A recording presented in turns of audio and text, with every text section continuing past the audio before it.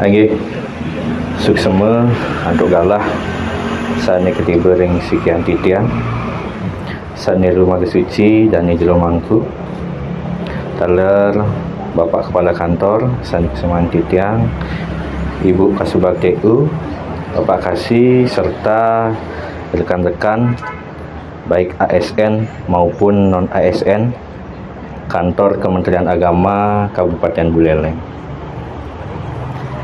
Serasa bahagia pada hari ini kembali Titiang diberikan kesempatan untuk berbagi sedikit pesan Dharma kepada rekan-rekan sekalian. Namun sebelum Titiang melanjutkan apa yang akan Titiang sampaikan, ngiring sarang-sarang Rastiti Bakti untuk mencarang puja pangastuti pangastungkara. Om Swastiastu, Om Awignamastu Namusidam, Om Anubadrah Kertawiyantu Wiswatah.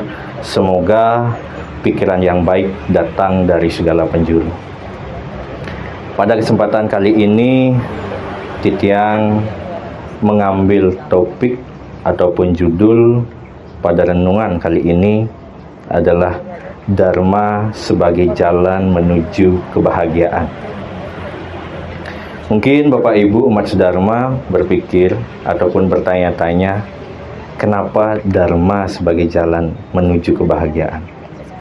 Tentunya ini tidak terlepas dari kehidupan kita, baik di dunia pekerjaan, pendidikan, maupun kehidupan kita sehari-hari.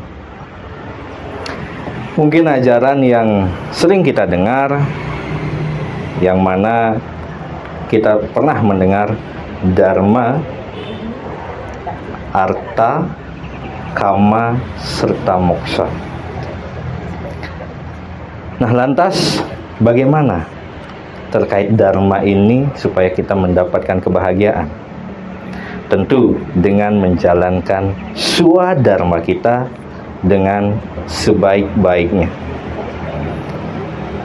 Kita sebagai orang tua melaksanakan kewajiban atau swadharma kita sebagai orang tua. Sebagai anak, tentu swadharma kita sebagai anak. Sebagai mahasiswa, swadharma sebagai mahasiswa. Begitu juga sebagai karyawan, pimpinan, dan lain sebagainya. Tentu harus disesuaikan. Nah, kenapa? Karena swadharma ini sesungguhnya berasal dari kata dharana, yang artinya mengatur. Maka apabila ingin menjalankan swadharma itu dengan baik dan benar, maka sesuaikan dengan aturan-aturan yang ada. Istilah kerennya kita di dunia pekerjaan mungkin mengenal dengan SOP atau standar operasional. Nah, tidak berbeda dengan kehidupan kita. Sama, namun istilahnya yang berbeda. Ketika kita sudah mampu melakukan swadharma sesuai dengan aturan, maka saya yakin kita akan merasa plong, merasa bahagia, karena tidak ada beban lagi, karena sudah sesuai dengan aturan yang ada. Misalnya dari bendahara, misalnya pekerjaan kita sebagai bendahara, jika sudah sesuai dengan SOP, kita akan merasa bahagia, merasa tenang. Tidak takut ada KPK datang untuk menyelidiki, karena kita sudah melakukan sesuai dengan standar operasional. Begitu juga kita sebagai mahasiswa misalnya, apabila kita sudah melakukan kewajiban, apa yang ditugaskan itu yang kita lakukan, maka plong, sesuai dengan apa yang kita lakukan, maka kita akan merasa tenang. Di dalam Sarasa Muscaya disebutkan, ikang dharma ngarannya anuning mare ring swarga ike kadi gatining perahu an banyaga anentasing tasik. Artinya apa? Adalah dharma namanya bagaikan perahu yang menyeberangkan ataupun menjadi kendaraan bagi para pedagang untuk mengarungi lautan. Lantas di dalam kehidupan nyata, lautan itu yang mana? Lautan itu adalah sesuai dengan apa yang menjadi swadharma kita. Ketika kita menjadi seorang pekerja, maka swadharma kita adalah melakukan pekerjaan itu. Ketika kita menjadi seorang pemimpin, maka swadharma kita adalah menjadi seorang pemimpin. Maka dharma ini harus ditegakkan, sehingga pas urutannya seperti ajaran dharma, arta, kama, moksa.